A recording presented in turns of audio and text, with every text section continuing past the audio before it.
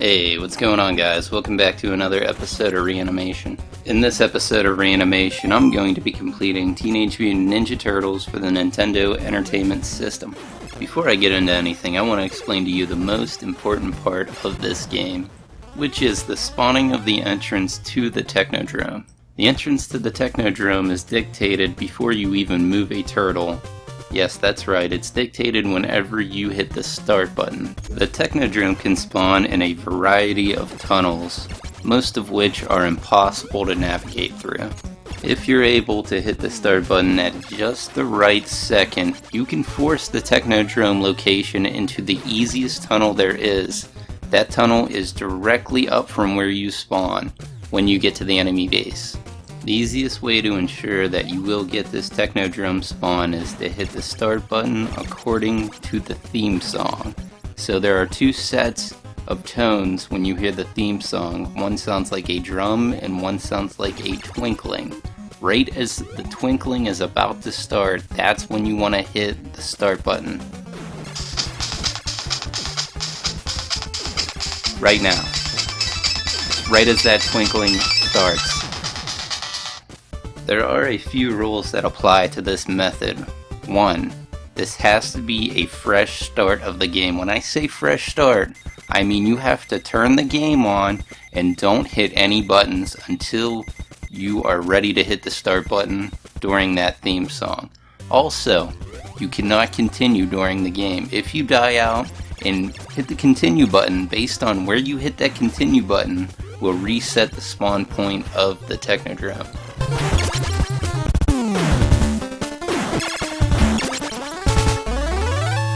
Now that we've gotten that critical piece of information out of the way, I'd like to give you a formal welcoming. Hey there, asshole, thanks for tuning in and watching my videos.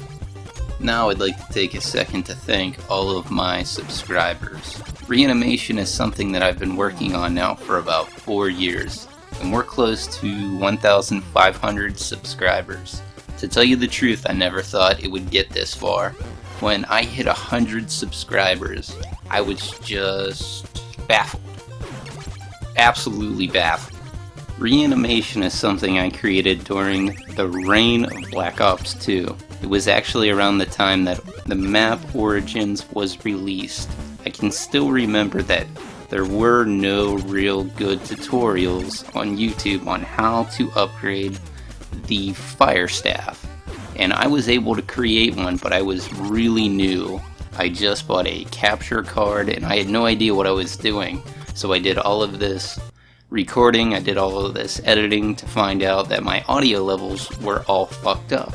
Unbeknownst to me, I was supposed to go into the Black Ops 2 menu and turn down the in-game volume. So I had this video that was really good on describing how to upgrade the firebow, but the audio levels were out of whack. I got a lot of good and bad feedback. I did some cool editing where I drew stuff in and tried to accurately explain things, but I got a lot of things like, your video is raping my speakers, bro. So I apologize, but I was really new.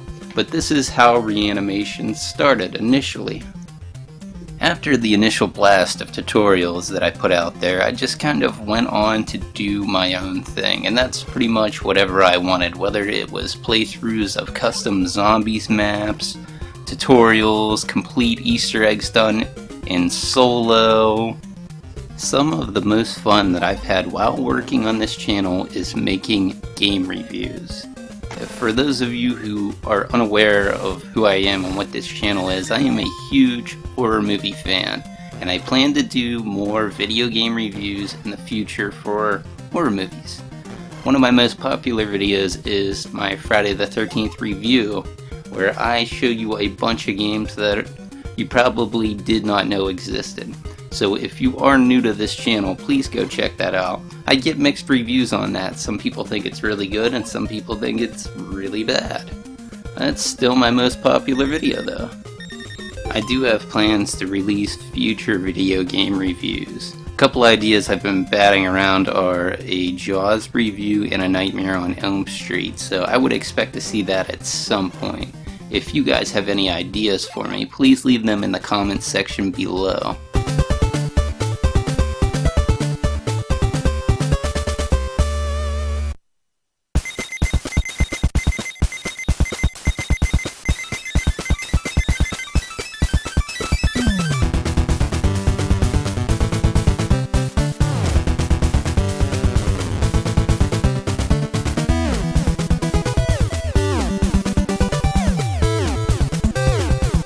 Recording and beating old school Nintendo Entertainment System games is something I've wanted to do on this channel for a while now. Now when I say beating the Nintendo game, I mean applying rules which constitutes a full completion of that game, which in turn means that I have to hit the start button and complete the game the whole way through.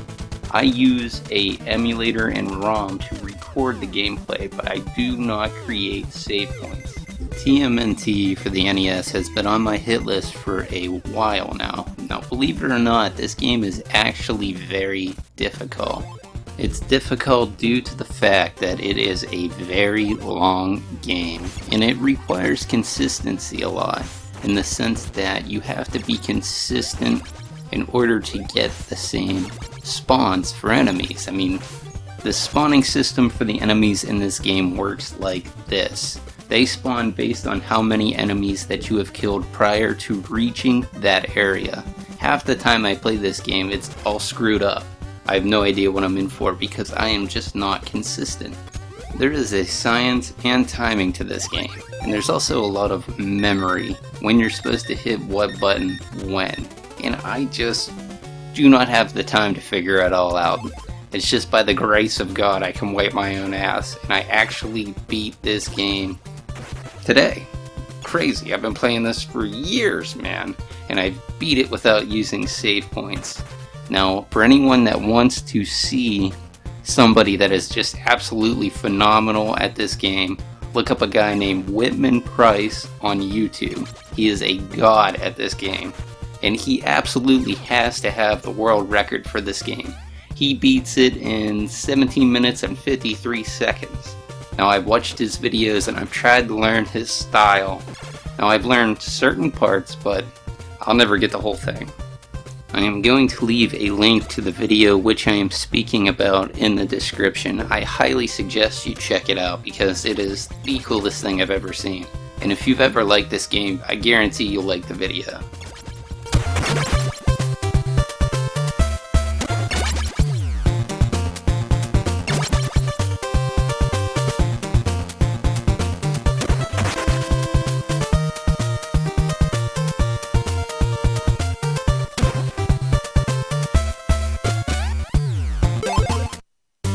Something else I would like to address before I leave you with gameplay, and that is about a video I made around a month ago.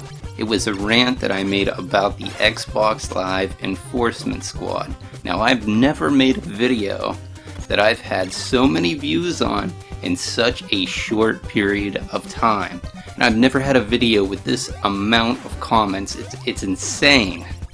I am just completely floored and blown away that this has happened to more people. Just so many people are getting suspended for next to nothing. It's something that I have never seen before.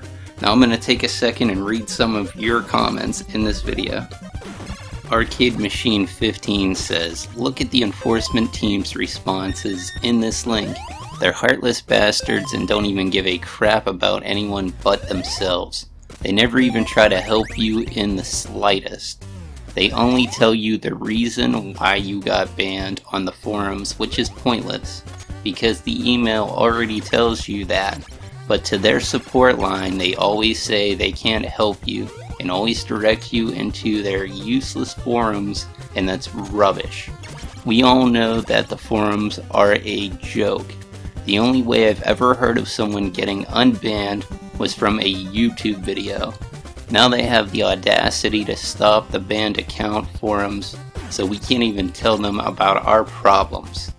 And this guy goes on and on and on, and he 1000% has a motherfucking point. I agree with you. Here's a good one. George Flores said, I got suspended because I told someone that he was so stupid that he would probably try to climb a glass wall to see the other side. And then I got fucking suspended. I hate what Microsoft and Xbox are doing. Who agreed with me? I agree with you, man. Totally, but that was one great fucking response, and he didn't say one motherfucking swear word in that sentence. So they will literally fucking ban you for anything. Now that's a fucking joke. George Ramirez says, I didn't pay for motherfuckers to ban me. I didn't pay for this. Why is reporting an option when blocking is too? If someone keeps talking shit, then just block them, but fucking Xbox decides to give the option to fucking ban people who try to fucking defend themselves from trolls or little shitheads trying to start shit. Fuck Xbox for this. Now, this guy has a point, because I've seen this. Someone will instigate you, right? Will say shit in a chat room. Then if you send them a message and they report it, I shit you not, you will be banned within 5 minutes of that report. Now this is a fact. I've just seen this last week, man. 5 fucking minutes. What did they review? Look at all the people that are getting suspended. Can you really ban someone within a 5-minute interval? That's insane. It's like a zero tolerance policy that I just don't get. For those of you who are unaware of what a zero tolerance policy is, it's basically this. If you do anything, even the slightest little minuscule thing, it does not matter. You're in fucking trouble because they have a zero tolerance for anything. Here's a prime example of when zero tolerance was used. So back in the 90s, a couple of kids went in and they shot up Columbine High School. Now before that, nobody gave a fuck about bullying. But the week after that, you saw the zero fucking tolerance policy for bullying. It's like people were paying the fuck attention now. There's a prime example of when it was used for the better.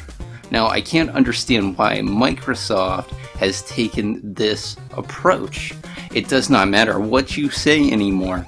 If you are reported, you are banned.